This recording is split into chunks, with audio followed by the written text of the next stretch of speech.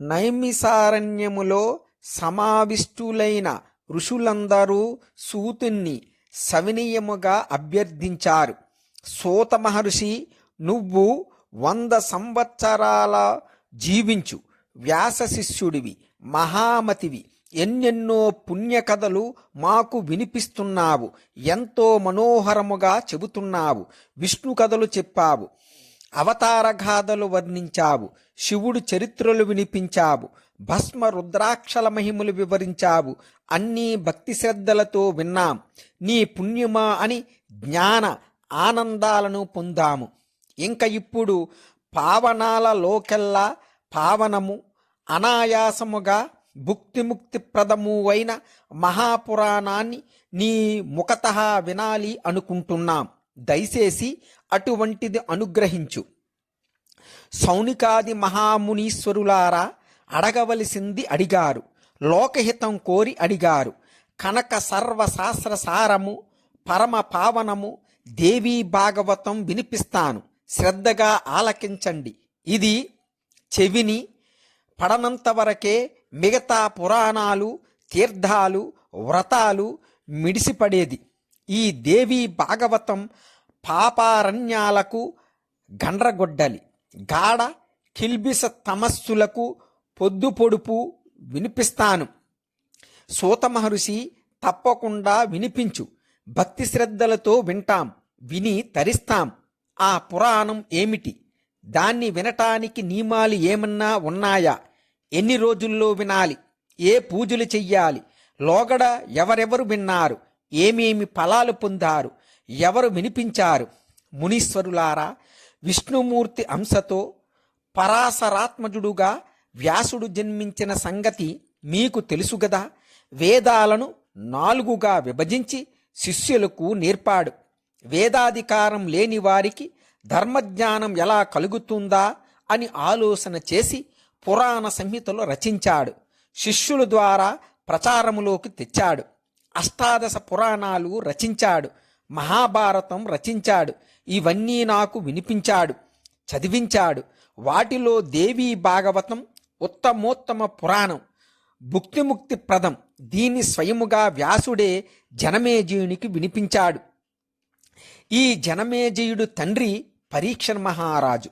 ఒక మునిశాపం కారణముగా తక్షక సర్పదష్టుడై దుర్మరణం చెందాడు.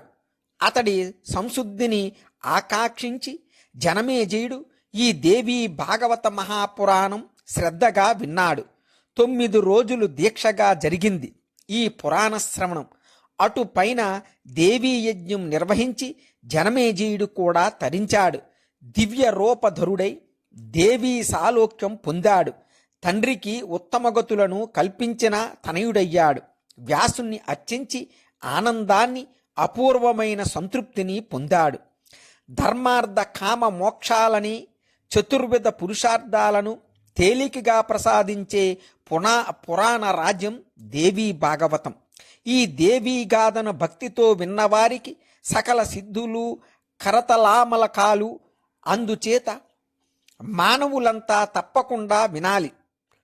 ఒక రోజు విన్నా, రాత్రిపూట విన్నా, ఒక ముహూర్తం చేపి విన్నా, క్షణకాలం విన్నా, భక్తితో వింటే చాలు. వారికి ఇంకా ఏ దుర్గతి దరిదాపులకైనా రాదు. సర్వయజ్ఞ, సర్వతీర్థ, సర్వదాన ఫలాలు కేవలం ఈ పురాణ శ్రవణముతో చేతికి అందుతాయి. కృతయుగములో మానవులకు ఆచరించవలసిన ధర్మాలు చాలా ఉండేవి. కలియుగంలో మాత్రం పురాణ శ్రవణం ఒక్కటే ధర్మం. దీన్ని ఆచరిస్తే చాలు, అన్ని ధర్మాలు ఆచరించినట్టే. కలియుగములో ప్రజలు ధర్మాచార విహీనులవుతారని, అల్పాయుష్కులని గ్రహించిన వ్యాస భగవానుడు లోకుల హితం కోరి ఈ పురాణ సుధారసాన్ని అందించాడు. దీన్ని రవ్వంత గ్రోలితే చాలు, అందరూ తరతరాలకు అజరామరులు అవుతారు, వంశాలు అజరామరం అవుతాయి. ఈ మహాపురాణాన్ని ఏ నెలలో వినాలి, ఏ రోజులో వినాలి, ఏ సమయాల్లో వినాలి, ఎవరు వినాలి, ఇలాంటి నియమాలు ఏమీ లేవు. అన్ని వేళల్లోనూ వినవచ్చు. మానవులైతే చాలు, అందరూ వినవచ్చు. దేవీ నవరాత్రులలో నవాహయజ్ఞంగా వింటే విశేషముగా పుణ్యఫలప్రదం అవుతోంది. ఇలా విన్నవారు గడిచిన జీవితములోనూ గడిచిన జన్మలోనూ చేసిన మహాపాపాలన్నీ తొలగపోయి పరమ పవిత్రులవుతారు. ఉగ్ర తపస్సులతో గాని, తీర్థ సేవలతో గాని, రకరకాల దానాలతో గాని, యజ్ఞయాగాదులతో గాని లభించిన పుణ్యఫలం ఈ నవాహ దీక్షతో లభిస్తోంది. గంగా, గయ, కాశీ, నైమిషం, మథుర, పుష్కరం, బదరికాశ్రమం ఇవి ఏమీ ఇవ్వలేనంత పుణ్యాన్ని ఈ నవాహ భాగవత శ్రవణ మహాయజ్ఞం ఇస్తోంది. అందుకనే దీన్ని దేవీ యజ్ఞం అన్నారు. ఆశ్వయుజ మాసములో శుక్లపక్షాన సూర్యుడు కన్యారాశిలో ఉన్నప్పుడు అష్టమి నాడు శ్రీ మన్మహాదేవిని హేమ సింహాసనం మీద అర్చించి యోగ్యుడైన ఒక సద్బ్రాహ్మణుడికి ఈ దేవీ భాగవత గ్రంథాన్ని బహుకరిస్తూ ఆ పుణ్యఫలం ఇంత అంతా కాదు, ఆ దాత సాక్షాత్తు దేవీ సాలోక్యం పొందుతాడు. దేవీ భాగవతం నుంచి కనీసం ఒక శ్లోకాన్ని గాని, శ్లోక భాగాన్ని గాని, ఒక పుటను గాని, పుటలో కొంత భాగాన్ని గాని నిత్యము భక్తితో పఠించగలిగితే చాలు అమ్మవారి అనుగ్రహానికి పాత్రులు అవుతారు. అటువంటిది మొత్తం పురాణాన్ని చదివినా విన్నా ఇంటిలో ఉంచుకున్నా లభించే పుణ్యం వర్ణనాతీతం. దుశ్శకున భయం, దుస్వప్న భయం, మహామారీ భయం, మరణ భయం సమస్తము తొలగిపోతాయి. బాలగ్రహ భూతప్రేత పీడలన్నీ దేవీ భాగవతం పేరు చెబితే చాలు దిగ్దిగంతాలకు పారిపోతాయి. చతుర్విధ పురుషార్థాలతో, విజయ పరంపరలతో ఆ గృహము, ఆ గృహస్థుడు, ఆ వంశము, ఆ వంశస్థులు తరతరాలకు విరాజిల్లుతారు. శమంతకమణిని అపహరించాడు అనే అపవాదును తొలగించుకోవటం కోసం అలనాడు శ్రీకృష్ణుడు ప్రసేనుడిని వెతుకుతూ అడవిలోకి వెళ్ళాడు. ఎన్ని రోజులకు తిరిగి రాలేదు. ఏమైపోయాడో తెలియక అటమటించిన వసుదేవుడు దేవీ భాగవతాన్ని నవాహ దీక్షగా ఆలకించాడు. అది ముగిసేసరికి శ్రీకృష్ణుడు విజయలక్ష్మి సనాతుడై తిరిగి వచ్చాడు. ఇంతటి మహిమాన్వితం ఈ పురాణ శ్రవణం. అపుత్రులకు పుత్రులు కలుగుతారు, నిర్ధనులకు సంపదలు లభిస్తాయి, రోగిష్ఠులకు ఆరోగ్యం చేకూరుతోంది. ఇది భాగవతామృతం. గొడ్రాళ్ళ సంతానవతులవుతారు, దీర్ఘాయుష్మంతులను పొందుతారు. ఈ పుస్తకం ఏ ఇంటిలో ఉంటే ఆ ఇల్లే ఒక తీర్థం. ఆ ఇంటిలోని వారంతా పరమ పావనులు. వారికి ఏ కష్టము, ఏ దుఃఖము ఎప్పుడూ రాదు. అపజయమనేదే ఉండదు. అష్టమి, నవమి, చతుర్దశి తిథులలో దీన్ని పఠించిన వారు మహాదేవికి అత్యంత ప్రియులు, ఆప్తులు అవుతారు. ఇలా పఠించిన బ్రాహ్మణుడు వేదవేత్తలలో అగ్రగణ్యుడవుతాడు. క్షత్రియుడు ధరణీపతి అవుతాడు. వైశ్యుడు అనంత సంపదలతో కుబేరుడవుతాడు. శూద్రుడు సంఘములో ఉత్తమోత్తముడుగా పరమ పూజ్యుడు అవుతాడు. సూతుడు ఇలా చెప్పేసరికి సౌనికాది మహర్షులు మరొక ప్రశ్న వేశారు. సోతర్షి, శమంతకమని అన్నావు, ప్రసేనుడన్నావు, శ్రీకృష్ణుడన్నావు, అపవాదులన్నావు. ఆ కథ ఏమిటో వివరంగా చెప్పు. వసుదేవుడు ఏ నియమనిష్టలతో ఈ దేవీ భాగవతం విన్నాడో, ఎవరు వినిపించారో తెలియచెయ్యి అని అభ్యర్థించారు. సూతుడు సరే అని వివరించాడు. మహర్షులారా, భోజవంశములో పుట్టిన సత్రాజిత్తు ద్వారవతిలో ఉంటూ సూర్యుని ఆరాధించి సూర్యలోకం దర్శించి వచ్చాడు. అతడిచ్చిన శమంతకమణిని సగర్వముగా ధరించి మరో భాస్కరులాగా వెలిగిపోతున్నాడు. ఒక రోజున శ్రీకృష్ణుడు సత్రాజిత్తును ఆహ్వానించి తన సుధర్మ సభలో అందరి ఎదుట అతిథి మర్యాదలు జరిపి సమ్మానించాడు.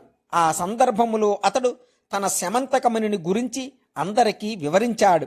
దాన్ని సూర్యుడు బహుకరించాడని, రోజుకి 8 బారుల బంగారం ప్రసవిస్తుందని, రోగపీడలను తొలగిస్తుందని చెప్పాడు. అందరూ విని ఆనందించి అభినందించి పంపారు. శత్రాజిత్తు సోదరుడు ప్రసేనుడు ఒకనాడు ఆ మణిని తాను ధరించి అడవిలోకి వేటకు వెళ్ళాడు. అక్కడొక సింహం ఆ మణిని మాంసం ముద్ద అనుకుని ప్రసేనుణ్ణి సంహరించి అపహరించింది. ఆ సింహాన్ని భల్లూకరాజు జాంబవంతుడు మట్టుబెట్టి మణిని తీసుకుని గుహలోకి ప్రవేశించాడు. అక్కడ తన బాలుడికి క్రీడా వస్తువుగా ఇచ్చాడు. వేటకు వెళ్లిన ప్రసేనుడు తిరిగి రాకపోవటంతో శత్రాజిత్తు ఎంతగానో దుఃఖించాడు. మణి కోసం ఆశపడి ఎవరో సంహరించారని విలపించాడు. అది ఆ నోట పాకి కృష్ణుడే సంహరించాడని అపవాదుగా రూపుదాల్చింది. ఈ అపవాదు తొలగించుకోవాలని శ్రీకృష్ణుడు పరులతో కలిసి అడవిలోకి వెళ్ళి ప్రసేనుడిని అన్వేషించాడు. మృతదేహం కనిపించింది. దాని ప్రక్కనే సింహం అడుగుజాడలు కనిపించాయి. అటుపైన భల్లూకం అడుగుజాడలు కనిపించాయి. ఎండిపోయిన రక్త బిందువులతో వాటిని పోల్చుకుంటూ గుహ దగ్గరికి చేరుకున్నాడు. పౌరులనందరినీ అక్కడే ఆగిపొమ్మని శ్రీకృష్ణుడు ఒక్కడూ గుహలోకి ప్రవేశించాడు. మణితో క్రీడిస్తున్న బాలుని చూశాడు. ఆ మణిని అందుకోబోయాడు. దాది చూసింది, భయపడి అరిచింది. జాంబవంతుడు గుహలోకి నుంచి ఒక దూకును వచ్చి కృష్ణుడితో కలియబడ్డాడు. 3 నవరాత్రుల కాలం ఘోర యుద్ధం సాగింది. గుహ వెలుపుల నిరీక్షిస్తున్న పౌరులు 12 రోజుల పాటు వేచివేసి విసుగెత్తి ద్వారకకు వెళ్ళిపోయారు. జరిగిందంతా అందరికీ చెప్పారు. పౌరులు తలకొక రకంగా భావించారు. శత్రాజిత్తును తిట్టిపోశారు. శ్రీకృష్ణుని పోగొట్టుకున్నామని విలపించారు. వసుదేవుడికి ఈ వృత్తాంతం తెలిసింది. ఎంతగానో దుఃఖించాడు. బంధువులందరూ శోకసాగరములో మునిగిపోయారు.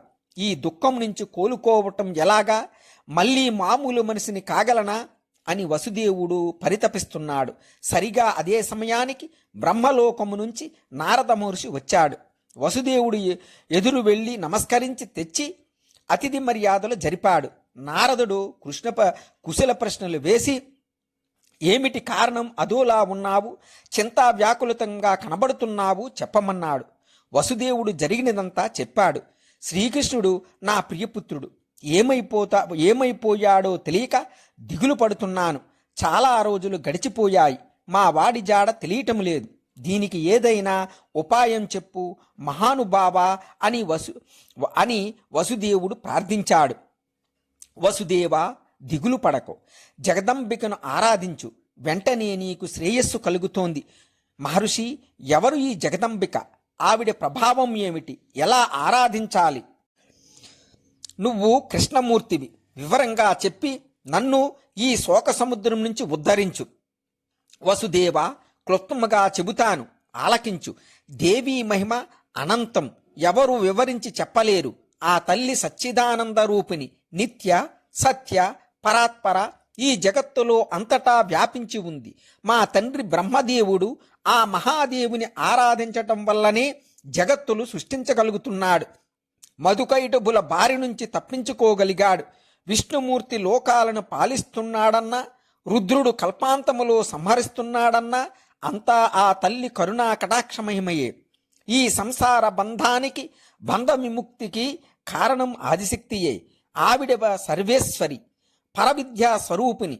నవరాత్ర విధానములో అర్చించు. నవాహ దీక్షతో దేవీ భాగవతం పురాణ శ్రవణం చెయ్యి. అది ముగిసేలోగా నీ పుత్రుడు నీ ముందు ఉంటాడు. ఇది నిశ్చయం. ఆ పురాణ మహిమ అంతటిది. అది చదివిన వారికి, విన్నవారికి ముక్తి అనేది తంగేటి జున్ను.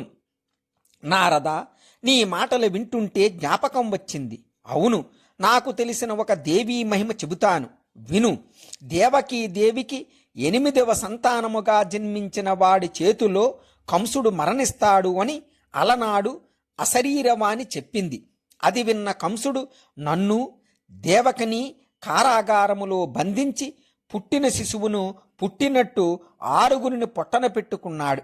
దేవకీదేవి గర్భశోకానికి అంతం లేదు. రేయింబవళ్ళు వెలిపించింది. అప్పుడొక రోజున నేను మా కులగురువు గర్గుడితో రహస్యంగా సంప్రదించాను. ఒక్క పుత్రుడినైనా దక్కించుకునే ఉపాయం చెప్పమన్నాను. దుర్గాదేవిని ఆరాధించు, అదే తరుణాపాయం. ఆ తల్లి అనుగ్రహిస్తే నీ కోరిక నెరవేరుతుంది అన్నాడు. నేను కారాగారములో ఉన్నాను, ఎలా ఆరాధించను? అందుకని నా పక్షాన నువ్వే ఆ తల్లిని ఆరాధించి ప్రసన్నురాలిని చెయ్యి అని అభ్యర్థించాను. గర్గుడు సమ్మతించి వింధ్యాద్రికి వెళ్ళి దుర్గాదేవిని నియమనిష్టలతో ఆరాధించాడు. జగన్మాత ప్రత్యక్షమయ్యింది. భూభారాన్ని తొలగించటం కోసం శ్రీ మహావిష్ణువు దేవకీ వసుదేవులకు అష్టమ గర్భముగా జన్మిస్తాడు. పుట్టిన వెంటనే ఆ శిశువును తీసుకెళ్లి యశోదకు అప్పగించాలి. అక్కడ పుట్టిన ఆడపిల్లను తెచ్చి దేవకి పొత్తులలో పరుండబెట్టాలి. ఈ పని చెయ్యవలసింది మీ ఆనక దుందుభియే, వసుదేవుడే. కంసుడు ఆడ శిశువును నేలకు విసురుతాడు. అప్పుడు అది ఆకాశానికి ఎగిరి నా అంశగా వచ్చి ఈ వింధ్యాద్రిలో కొలువు తీరుతుంది. గర్గా, ఇక నువ్వు వెళ్ళు, ఇది దేవకార్యం, దీనికి తిరుగులేదు అని దుర్గాదేవి ప్రసన్న చిత్తముతో పలికిందట. గర్గుడు మధురకు వచ్చి ఇదంతా నాకు విన్నవించాడు. మా దంపతులం ఎంతో సంతోషించాం. ఆ తరువాత అన్నీ ఆ తల్లి చెప్పినట్టే జరిగాయి. నారద, అప్పటికిప్పుడు మళ్ళీ దేవీ మహిమను గురించి వింటున్నాను. అందుచేత దయచేసి నువ్వే ఆ దేవీ భాగవతం వినిపించి మళ్ళీ నా పుత్రుని నాకు చేర్చు. నువ్వు దయానిధివి. నా అదృష్టం కొద్దీ ఈరోజు ఇలా దయచేశావు. శ్రమనుకోకుండా పురాణ శ్రవణం చేయించు. వసుదేవుడి అభ్యర్థనను నారదుడు కాదనలేకపోయాడు. ఒక మంచి రోజున, మంచి ముహూర్తాన దేవీ భాగవత పురాణ ప్రవచనం ఆరంభించాడు. నిర్విఘ్న పరిసమాప్తి కోసం బ్రాహ్మణులు వినాయక పూజలు చేసి నవాక్షర మహాదేవి మంత్రాన్ని జపించారు. మార్కండేయ పురాణములో చెప్పిన దేవీ స్తోత్రాలు పఠించారు. ప్రథమ స్కంధముతో ఆరంభించిన నవాహ దీక్షతో 12 స్కంధాలు ప్రవచనం పూర్తి చేశాడు.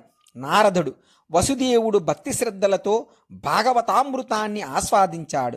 9వ రోజున పురాణం పూర్తి కాగానే ప్రసన్న చిత్తముతో నారదుడికి పూజా సత్కారాలు జరిపాడు. గుహాబిలములో శ్రీకృష్ణుడి ముష్టిఘాతాలకి జాంబవంతుడి శరీరం పులిసిపోయింది. విల్లతాంగుడై నీరసపడ్డాడు. అప్పటికి శ్రీకృష్ణుడిని భగవంతుడుగా గుర్తించగలిగాడు.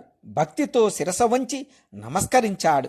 అపరాధం క్షమించమని కాళ్ల మీద పడ్డాడు. మహానుభావ, గుర్తించాను. నువ్వు భగవంతుడివి, నా రాముడివి. సముద్రానికి సేతువు నిర్మించి లంకాపట్టణాన్ని ధ్వంసం చేయించి రావణాసురుని సంహరించిన నీ రోషం గుర్తుకు వచ్చింది. ఆ రోషమే సంకేతముగా నిన్ను గుర్తించాను. నువ్వు నా రాముడివే, శ్రీరామచంద్రుడివి. కృష్ణావతారములో వచ్చావు. ఎంత అపచారం చేశాను, క్షమించు, మనసారా క్షమించు. నేను నీ భృత్యుణ్ణి. ఏమి ఆజ్ఞాపిస్తావో ఆజ్ఞాపించు. వృక్షరాజా, శమంతకమణి కోసం నేను ఈ బిలములోకి వచ్చాను అన్నాడు ముక్తసరిగా శ్రీకృష్ణుడు. అనడమేమిటి, జాంబవంతుడు మణితో పాటు తన కన్యామణి జాంబవతిని కూడా కృష్ణుడికి కానుకగా సమర్పించాడు. అర్ఘ్యపాద్యాదులతో అర్చించాడు. రెండింటినీ స్వీకరించి శ్రీకృష్ణుడు సంతోషముగా ద్వారవతికి చేరుకున్నాడు.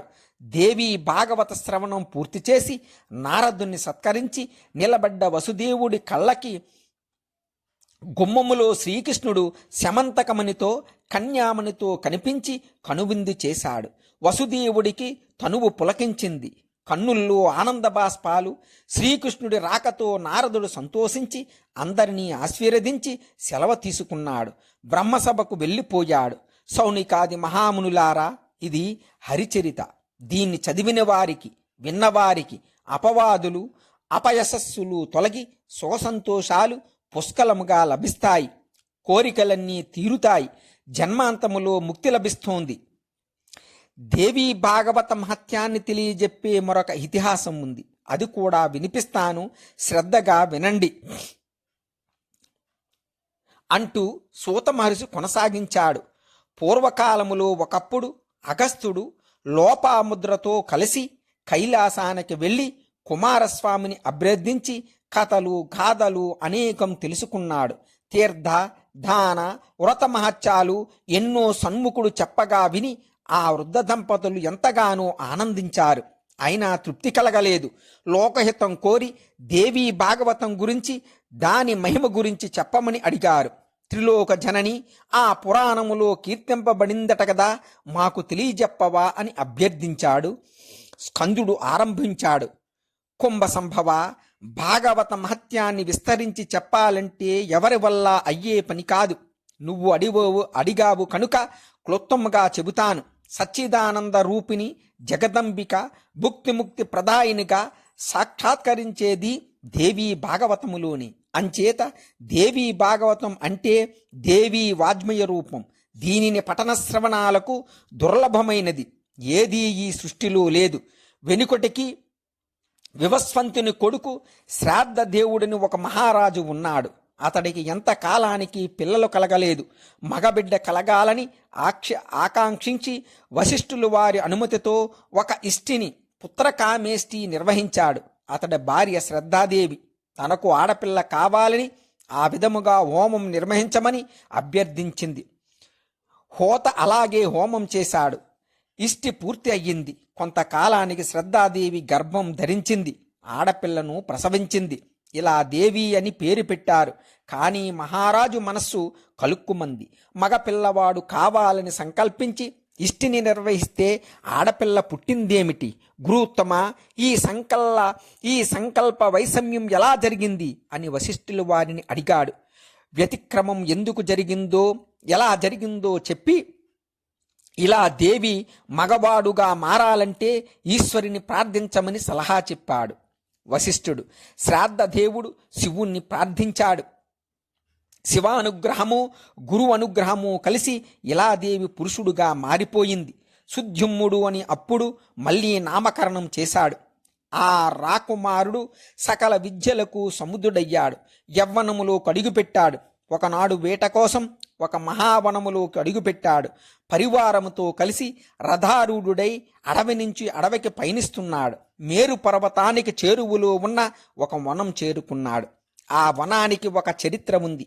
ఒకప్పుడు శివపార్వతులు అక్కడ క్రీడిస్తుండగా శివ దర్శన లాలసులైన మునులు తెలియక హఠాత్తుగా ప్రవేశించారు. పార్వతి సిగ్గుపడింది. అది గ్రహించిన మునులు వెంటనే వెళ్ళిపోయి శ్రీహరిని శరణు వేడుకున్నారు. కానీ పార్వతిని సముదాయించడం కోసం శివుడు ఆ వనానికి ఒక శాపం ఇచ్చాడు. ఈ రోజు నుంచి ఈ వనములోకి ప్రవేశించిన పురుషులెవరైనా సరే స్త్రీలుగా మారిపోతారు అని కట్టడి చేశాడు. ఈ వృత్తాంతం తెలిసిన పురుషులెవరూ ఆ వనం దరిదాపులకైనా వెళ్లరు. మన సుద్యుమ్ముడికి ఈ విషయం తెలియక ప్రవేశించాడు. ప్రవేశించడమేమిటి, తాను తన తోటివారు అందరూ స్త్రీలుగా మారిపోయారు. మగ గుర్రాలు కూడా గుర్రాలైపోయాయి. కారణం తెలియక నివ్వెరపోయారు. చేసేది లేక అలాగే ఆ అరణ్యాల్లో సంచరించారు. సంచరిస్తూ బుధుడి ఆశ్రమం చేరుకున్నారు. ఈ సుందరాంగిని చూసి బుధుడు మరులు కొన్నాడు. ఎవరి అందగత్తె, ఉన్నత పయోధరాలు, దొండపండు లాంటి పెదవులు, మల్లెమొగ్గ లాంటి పలువరస, చంద్రబింబము లాంటి వదనం, పద్మాల్లాంటి కన్నులు బుధుడికి మనసయ్యింది. ఆ సుందరాంగి కూడా బుధి శ్రీని చూచి అలాగే మన్మథ భావాలకు లోనయ్యింది. చంద్రుడిలా ఉన్నాడు, ఎవరబ్బా ఈ అందగాడు అనుకుంది. చూపులు కలిశాయి, మనసులు కలిశాయి, తనువులు కలిశాయి. ఆ సోమనందరుడి ఆశ్రమములో కామసుఖాలు అనుభవిస్తూ చాలా కాలం ఉండిపోయింది. గర్భవతి అయ్యింది. పురూరవసుడికి జన్మనిచ్చింది.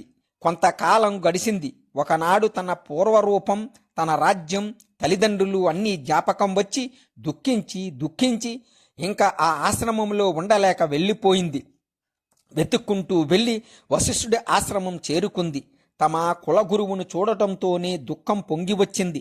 కాళ్ళ మీద పడి వలవలా విలపించింది. మళ్ళీ పురుషత్వం వచ్చేటట్టు అనుగ్రహించమని ప్రార్థించింది. వశిష్ఠుడు మంత్రశక్తితో జరిగిన వృత్తాంతమంతా తెలుసుకున్నాడు. కైలాసానికి వెళ్ళాడు. శివుణ్ణి అర్చించి ప్రసన్నుణ్ణి చేసుకున్నాడు. ఉబ్బులింగడు గదా అని భక్తిభావముతో స్తుతించాడు. నమో నమః శివాయాస్తు శంకరాయ కపర్ధినే గిరిజార్ధాంగ దేహాయ నమస్తే చంద్రమౌళయే. మృడా కైలాసవాసి నీలకంఠ భుక్తిముక్తి ప్రదాయక శివరూప శివ ప్రసన్న భయహరి వృషభవాహన శరణ్య పరమాత్మ త్రిమూర్తి స్వరూప దేవాదిదేవ వరద పురారి యజ్ఞరూప యజ్ఞఫలద గంగాధర సూర్యేందు వహినిలోచన నమో నమః నమో నమః. బోలా శంకరుడు ప్రత్యక్షమయ్యాడు. వృషభ వాహనం మీద పార్వతీ సమేతుడై దర్శనం అనుగ్రహించాడు. వరం కోరుకోమన్నాడు. ఆడపిల్లగా జన్మించి మగపిల్లవాడుగా మారి ఇప్పుడు మళ్ళీ శ్రీతత్వం పొందిన ఇలాదేవికి సృద్యుమ్ముడు తిరిగి పురుషత్వం ప్రసాదించమని వశిష్ఠుడు అభ్యర్థించాడు. శివుడు ఆమోదించాడు. 1 నెల పురుషుడుగా 1 నెల స్త్రీగా ఉంటుందని అభ్యనుజ్ఞ ఇచ్చి శివుడు అంతర్ధానం చెందాడు. వశిష్ఠుడు అంతటితో సంతృప్తి చెందక జగదీశ్వరిని స్తుతించాడు. జయదేవి మహాదేవి భక్తానుగ్రహకారిణి జయ సర్వాసురారాధ్యే జయానంత గుణాలయే. శరణాగత వత్సల దుర్గా దేవేసి దుఃఖహంత్రి దుష్టదైత్య నిసాధిని భక్తిగమ్య మహామాయ జగదంబిక సంసార సాగరోత్తర పోతీభూత పదాంబుజ త్రిమూర్తి సంసేవిత చతుర్వర్గ ప్రదాయిని. నిన్ను స్తుతించాలంటే సమర్థుడెవరు? కేవలం భక్తితో నమస్కరించటం తప్ప. వశిష్ఠుడి స్తోత్రానికి జగదీశ్వరి ప్రసన్నురాలయ్యింది. సుద్యుమ్ముని మందిరానికి వెళ్ళి భక్తితో నన్ను అర్చించు, నాకు అత్యంత ప్రీతిపాత్రమైన దేవీ భగవతాన్ని నవాహోనియమంతో అతడికి వినిపించు. అది ముగిసేసరికి తిరిగి పుష్పం పొందుతాడు అని ఆజ్ఞాపించింది. వశిష్ఠుడు సంబరపడ్డాడు. ఆశ్రమానికి తిరిగి వచ్చాడు. దేవి ఆజ్ఞను వివరించాడు. ఆశ్వయుజ శుక్ల పక్షములో దేవిని ఆరాధింపజేసి భాగవతం తానే పురాణ శ్రవణం చేయించాడు. సృజ్యుమ్ముడు భక్తిగా విన్నాడు. వినిపించిన వశిష్ఠుడిని అర్చించాడు. వెంటనే పురుషత్వం పొందాడు. రాజ్యానికి పట్టాభిషిక్తుడయ్యాడు. ప్రజారంజకముగా పరిపాలన సాగించాడు. భూరి దక్షిణలతో దేవీ యజ్ఞాలు అనేకం నిర్వహించాడు. పుత్రుల్ని పొందాడు. వారికి రాజ్యం అప్పగించి తాను తపస్సులు చేసుకుని దేవీ సాలోక్యం చెందాడు. అగస్త దేవీ భాగవత మహిమ అంతటిది. చదివిన వారికి విన్న వారికి సకల వాంఛాప్రదం, ఇహపరాలకు సాధకం అని చెప్పి కుమారస్వామి ఇతిహాసాన్ని ముగించాడు. అగస్త్యుడు సంతృప్తి చెందలేదు. ఇంకా ఇలాంటి విచిత్రమైన కథలు, దేవీ భాగవత మహిమను చెప్పే ఇతిహాసాలు ఏమైనా ఉంటే వినిపించమని ప్రార్థించాడు. స్కందుడు కొనసాగించాడు. అగస్త భగవత్యాహ ఇదం భాగవతం అని దీని వ్యుత్పత్తి గాయత్రీ మహిమ విస్తారముగా వర్ణింపబడింది. అందుకని కూడా దీనికి భాగవతమని పేరు. బ్రహ్మ విష్ణు శివారాధ్య ఆ భగవతి. ఈ తల్లి మహిమను తెలియజెప్పే మరొక విచిత్ర గాథ ఉంది, చెబుతాను వినండి. ఋతువాక్కు అని ఒక మహర్షి ఉండేవాడు. అతడికి ధర్మపత్ని వల్ల ఒక కుమారుడు జన్మించాడు. రేవతి నక్షత్రయుక్తమైన గండాంత కాలములో జన్మించాడు. ఋషి దంపతులు సంతోషించి జాత కర్మాదులన్నీ యథావిధిగా జరిపించారు. కానీ కొడుకు పుట్టినప్పటి నుంచి ఆ తల్లిదండ్రులు ఆదివ్యాధి పీడితులయ్యారు. మంచం పట్టారు. కారణం తెలియలేదు. ఒకవేళ ఈ పుత్రుడు పూర్వజన్మలో మహాపాపాలు చేశాడేమో, ఋషిపత్నులను శీలభంగాదులు చేశాడేమో, ఆ మహాపాతకాలు మనల్ని రోగాలుగా పట్టి పీడిస్తున్నాయేమో అని ఎంతగానో దిగులు పడ్డాడు. అనుకున్నట్లుగానే కొడుకు ఎదిగి అలాగే తయారయ్యాడు. ఋషి దంపతుల దుఃఖానికి అంతులేకపోయింది. కుపుత్రుడు కలిగే కంటే అపుత్రులుగా ఉండిపోవటమే మంచిది. స్వర్గానికి వెళ్ళే తల్లిదండ్రుల్ని నరకానికి పడదోస్తారు కుపుత్రులు. దుఃఖదాయకులు. వీరి వల్ల అయిన వారికి ఉపకారము లేదు, కాని వారికి అపకారము లేదు. ఇలాంటి కుపుత్రులు పుట్టకుండా ఉండటమే మంచిది. ఇల్లు సుపుత్రుడితో కలకలలాడటం ఎంతటి అదృష్టవంతులకో కదా. కుపుత్రుడి వల్ల వంశం, కుభార్య వల్ల జీవితం, కుభోజనం వల్ల దినవసం, కుమిత్రుడు వల్ల సుఖం నశిస్తాయన్నారు పెద్దలు. కుపుత్రేణాన్మయో నష్టో జన్మ నష్టం కుభార్యయా కుభోజనేన దివసః కుమిత్రేణ సుఖం కుతః. ఇలా దుఃఖిస్తూనే ఉన్నారు ఆ దంపతులు. ఒకనాడు గర్గ మహర్షి అక్కడికి వస్తే తమ గోడు వెళ్ళబోసుకున్నాడు. మేము ధర్మబద్ధముగానే జీవితాలు గడిపాం. గురు శుశ్రూషలు చేశాం, వేదాధ్యయనం నియమనిష్టలతో చేశాను, బ్రహ్మచర్యం గడిపి గృహస్థాశ్రమంలో ప్రవేశించాను, ధర్మబద్ధముగా సంసార సుఖాలు అనుభవించాం, రోజు పంచయజ్ఞాలు చేస్తున్నాం. పున్నామ నరకము నుంచి కాపాడతాడని ఆశించి పుత్రుని పొందామే తప్ప కామవాంసతో కానే కాదు. కానీ వీడు పుట్టినప్పటి నుంచి మేమిద్దరం ఇలా అయిపోయాం. ఇది నా తప్ప, దీని తప్ప, వీడి తప్ప? నువ్వు జ్యోతిశాస్త్రములో పారంగతుడివి కనుక ఆలోచించి చెప్పు. ఆ కుపుత్రుడు మాకు ఎలా జన్మించాడు? దీనికి శాంతి ఏమిటి అని అడిగాడు ఋతువాక్కు. గర్గాచార్యుడు లెక్కలు వేసి తీవ్రముగా విచారణ చేశాడు. ఋతవాగ్ముని, ఇందులో మీ దంపతుల దోషం ఏమీ లేదు. కాకపోతే మీ పుత్రుడు దుర్ముహూర్తములో జన్మించాడు, రేవతి గండాంతకాలములో పుట్టాడు, అంచేత దుశ్శీలుడు అయ్యాడు. అదే మీ ఆది వ్యాధులకు కారణం, అంతకన్నా ఏమీ లేదు. ఈ దుఃఖం ఉపశమించాలంటే దుర్గతి నాశిని దుర్గాదేవిని ఉపాసించండి, అది అన్ని దోషాలకు కుహశాంతి అని చెప్పి గర్గుడు సెలవు తీసుకున్నాడు. ఋతవాగ్మ మహర్షికి రేవతి నక్షత్రం మీద పట్టారానంత కోపం వచ్చింది. నేలకు రాలి పొమ్మని శపించాడు. వెంటనే ఆ నక్షత్రం బగబగలాడుతూ కుముద్రాద్రి మీదకు రాలిపడింది. అప్పటి నుంచి ఆ పర్వతం రైవత కాద్రి అయ్యింది. దాని సౌందర్యం రెండింతలు పెరిగింది.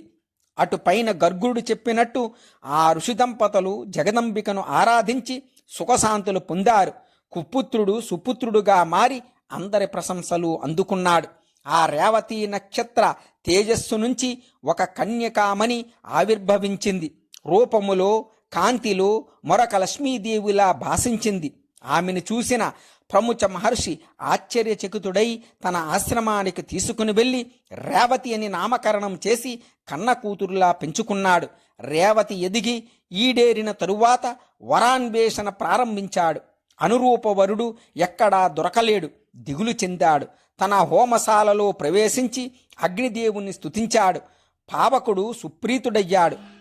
మీ అమ్మాయికి దుర్ధముడనే మహారాజు తగిన వరుడు. అతడు ధర్మిష్ఠుడు, బలపరాక్రమశాలి, మహావీరుడు, మేధావి, అందగాడు అని అగ్నిదేవుడు తెలియపరిచాడు. ప్రముచుడు సంబరపడ్డాడు. దైవవశాత్తు అదే సమయానికి దుర్ధముడు వేట కోసమని అడవికి వచ్చినవాడు ప్రముచుడి ఆశ్రమాన్ని సందర్శించాడు. ఈ దుర్ధముడు ప్రియవ్రత కులోద్భవుడు, కాళిందీ విక్రమశీలుల తనయుడు. ఇతడు వచ్చిన ఆ సమయానికి ప్రముచుడు ఆశ్రమములో లేడు, హోమశాలలో ఉన్నాడు. పర్ణశాలలో రేవతి మాత్రమే ఉంది. దుర్ధముడు చూశాడు. ప్రియా, ప్రముచుల వారు ఆశ్రమములో లేరా? వారిని దర్శించి పాదాభివందనం చేసి ఆశీస్సులు పొంది వెడదామని వచ్చాను. హోమశాలలో ఉన్నారు అంది రేవతి. దుర్ధముడు హోమశాలకు వెళ్ళాడు. ద్వారములో నిలబడ్డాడు. ప్రముచుడు తలెత్తి చూశాడు. రాజలక్షణాలతో వినయ విధేయలతో విలాజిల్లుతున్న దుర్ధముణ్ణి చూసి ప్రముచుడు ఆప్యాయముగా ఆహ్వానించాడు. రాజు వచ్చి పాదాభివందనము చేసి నిలబడ్డాడు. ప్రముచుడు గౌతముణ్ణి పిలిచి అర్ఘ్యపాద్యాదులు తెమ్మన్నాడు. చాలా కాలానికి వచ్చాడు మన మహారాజు, పైగా కాబోయే అల్లుడు అంటూ అతిథి సత్కారాలు జరిపాడు. సముచితాసనం చూపించి కూర్చోమన్నాడు. కుశల ప్రశ్నలు వేశాడు. మహారాజా, నీ సైన్యము, కోసము, మిత్రబృందము కుశలమేనా? భృత్యులు, అమాత్యులు క్షేమమా? దేశము, రాజధాని సుభిక్షముగా సమృద్ధముగా ఉన్నాయా? నీకు అనామయమే కదా. నీ భార్య క్షేమం గురించి అడగను, ఎందుకంటే ఆ అమ్మాయి ఇక్కడే ఉంది కనుక. తక్కిన వారి క్షేమ సమాచారాలు ఏమిటో చెప్పు. ప్రముఖ మహర్షి, అన్నీ కుశలమే, అందనం క్షేమమే. నా భార్య ఇక్కడే ఉంది అంటున్నావు, ఎవరావిడ? ఇది చాలా కుతూహలం కలిగిస్తుంది, చెప్పు. చిరంజీవి, దుర్ధమ, రేవతి అని ఆ అమ్మాయి పేరు. నీ భార్య రూపములో, గుణములో సాటిలేని మహిళ. నీ భార్యనే నువ్వెరగవా? మహర్షి, నా అంతఃపురములో సుభద్ర ప్రభృతులు చాలామంది ఉన్నారు భార్యలు, కానీ వారిలో రేవతి ఎవరూ లేరే. రాజా, ఇక్కడికి రాబోయే ముందు పర్ణశాలలో ఒక అమ్మాయిని చూసి ప్రియా అని సంబోధించావు కదా, అప్పుడే మర్చిపోయావా? మహర్షి, నువ్వన్నది నిజమే. అక్కడ ఒక అమ్మాయిని చూశాను, ప్రియాని సంబోధించాను. కానీ నాకు ఏ దుష్టభావము లేదు. కోపించకు, ఏదో మాట వరసకు అలా పిలిచానంతే. రాజా, నాకు తెలుసు నీ మనస్సులో ఏ దుష్టభావము లేదు. అయినా అగ్నిదేవుడి ప్రేరణతో నీ నోటి నుంచి అలా సంబోధన వెలువడింది. ఇప్పుడే నేను వహినిదేవుణ్ణి అడిగాను, రేవతికి తగిన వరుడు ఎవరు అని. దుర్ధముడు భర్త అవుతాడని చెప్పాడు. సరిగ్గా అదే సమయానికి నువ్వు పర్ణశాలకు వచ్చి రేవతిని ప్రియాని పిలిచావు. ఇక్కడికి వచ్చావు. ఇది దైవ నిర్ణయం కనుక మా అమ్మాయిని స్వీకరించు. ప్రియా అని ఎలాగో పిలిచావు కనుక ఇక విచారించవలసింది లేదు. దుర్ధముడు ఆలోచనలో పడ్డాడు. ప్రముచుడు వివాహ యత్నాలు ప్రారంభించాడు. రేవతికి విషయం తెలిసింది. రేవతి నక్షత్రములోనే వివాహం జరిపించమని కోరింది. ఇంకా మంచి నక్షత్రాలు చాలా ఉన్నాయి కదా, నీకు ఈ పట్టుదల ఎందుకు? పైగా ఋతువాగ్ముని శపించాడాయే. ఇప్పుడు ఆ నక్షత్రం ఆకాశంలో లేనేలేదు, నేలకు రాలిపోయింది. ఎలా జరిపించమంటావు అన్నాడు ప్రముచుడు. ఒక్క ఋతువాక్యేనా సమర్థుడు? నువ్వు అంతటి తపస్వివే, నేనెరుగుదను. తలుచుకుంటే ముల్లోకాలను సృష్టించగలవు కనుక నా విన్నపం మన్నించు. రేవతి నక్షత్రములోనే వివాహము జరిపించు అను పట్టుబట్టింది రేవతీదేవి. ప్రముచుడు సరే అన్నాడు. తన తపశ్శక్తితో నక్షత్ర వీధుల్లో మరో రేవతిని సృష్టించాడు. అదే ముహూర్తములో రేవతి దుర్ధముల వివాహం సలక్షణముగా జరిపించాడు. సంబరపడ్డాడు. ఏమి కావాలి కోరుకొమ్మని అల్లుణ్ణి అడిగాడు. ప్రముచ మహర్షి, నేను స్వయంభువమనువు వంశములో పుట్టినవాణ్ణి కనుక నాకు మన్వంతరానికి అధిపతి అయ్యే తనయుడు కలిగేటట్టు వరము ఇయ్యి అని అభ్యర్థించాడు దుర్ధముడు. అయితే దుర్ధమా, మహాదేవుని ఉపాసించు, నీ కోరిక నెరవేరుతుంది. దేవీ భాగవతమని ఒక మహాపురాణం ఉంది. అది 5వ పురాణం. దాన్ని శ్రద్ధాశక్తులతో 5 మార్లు చదివించుకుని విను. ఈ రేవతికి నీకు జన్మించబోయే కుమారుడు 5వ మన్వంతరానికి అధిపతి అవుతాడు అని ప్రముచుడు ఆశీర్వదించాడు. దుర్ధముడు సంతోషించాడు. రేవతిని తీసుకుని రాజధాని చేరుకున్నాడు. ధర్మబద్ధముగా ప్రజలను సొంత కొడుకుల్లాగా చూసుకుంటూ పరిపాలన సాగించాడు. ఒకనాడు లోమస మహర్షి దుర్ధముడి రాజధానికి వచ్చాడు. మహారాజా ఎదురు వెళ్ళి సాష్టాంగ నమస్కారం చేసి అంతఃపురములోకి తోడుకుని వచ్చి అతిథి మర్యాదలు జరిపాడు. మహర్షి, దేవీ భాగవతం వినాలని ఉంది, తమరు వినిపించండి అని అభ్యర్థించాడు. లోమసుడు సంబరపడ్డాడు. మహారాజా, నీకు జగదంబిక పట్ల భక్తి అంకురించింది. ఇది చాలా శుభకరం. భక్తి కలిగితే చాలు, ఆ తల్లి అనుగ్రహానికి పాత్రులైనట్టే. కార్యసిద్ధి కలుగుతోంది. తప్పకుండా దేవీ భాగవతం వినిపిస్తాను అని చెప్పి ఒక శుభముహూర్తాన ప్రారంభించి 5 ఆవృత్తులుగా పురాణ శ్రవణం చేయించాడు లోమసుడు. రేవతి సహితుడై దుర్ధముడు భక్తి శ్రద్ధలతో ఆలకించాడు. ముగింపు రోజున మహర్షిని, వేద పండితులను, ఆ పండితుల ధర్మపత్నులను సువర్ణాంబరాలతో సత్కరించాడు. నవాక్షర మంత్రముతో హోమాలు చేసి కుమారీ పూజలు నిర్వహించి పెద్ద ఎత్తున సంతర్పణ జరిపాడు. రేవతీదేవి గర్భం ధరించింది. శుభముహూర్తాన లోక కళ్యాణ కారకుడైన పుత్రిని ప్రసవించింది. జాత కర్మాది క్రియలన్నీ ఉత్సవాలుగా జరిపించాడు మహారాజు. భూరి దక్షిణలతో విప్రుల్ని సంతోషపరిచాడు. రైవతుడు దినదిన ప్రవర్ధమానుడయ్యాడు. ఉపనయనం అయ్యింది. గురుకులములో వేద శాస్త్రాలు అన్నీ సమగ్రంగా అధ్యయనం చేశాడు. ధనుర్విద్య పారంగతుడయ్యాడు. ధర్మశాస్త్రానికి వక్త కర్త అయ్యాడు. బ్రహ్మదేవుడు రైవతుడికి యోగ్యతలు గుర్తించి మన్వంతరాధిపతిని చేశాడు. కుంభ సంభవ, అగస్త, ఇంతటిది సుమాదేవి భాగవత శ్రవణ మహత్యం. క్లుప్తంగా చెప్పాను, పరిపూర్ణంగా చెప్పటం ఎవ్వరితరము కాదు అని కుమారస్వామి ముగించాడు. లోపాముద్రాగస్తులు అప్పటికి సంతృప్తిపడి తమ ఆశ్రమానికి వెళ్ళిపోయారు. కనుక సౌనికాది మహామునులారా, ఈ పురాణాన్ని వినటం వల్ల కలిగే పుణ్యఫలం అనంతమన్నాడు సూతుడు. నైమిసారణ్యములో